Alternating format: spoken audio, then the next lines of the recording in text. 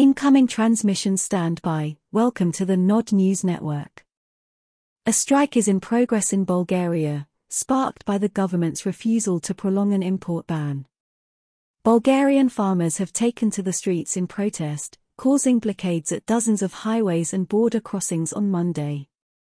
They are voicing their discontent with the government's decision to lift the ban on Ukrainian grain imports. The protest follows unsuccessful attempts to resolve the matter through negotiations with the government.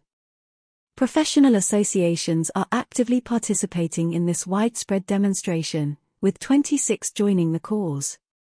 The protest is slated to continue with a mass rally in the capital, Sofia, scheduled for Tuesday.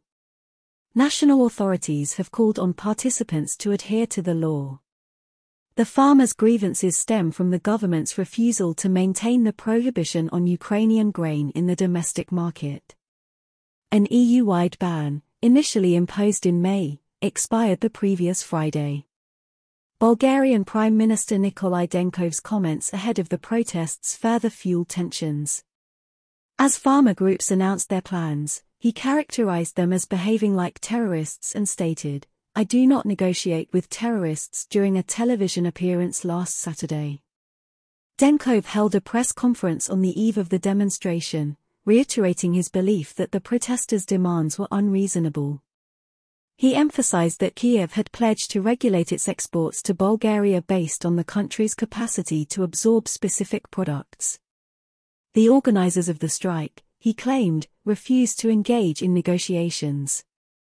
Members of the Bulgarian agriculture sector are advocating for reinstating the ban on Ukrainian products, with potential expansion to include items such as fruits, vegetables, meat, milk, and honey.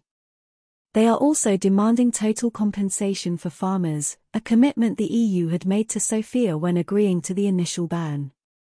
Local media outlets have linked protest organizers to President Rumen Radev, although his office is largely symbolic. Radev has been a vocal critic of the EU's policy of providing military support to Kiev. The original EU restrictions were instigated by 5 member states neighboring Ukraine in response to a surplus of affordable grain that had depressed local prices and incited mass protests.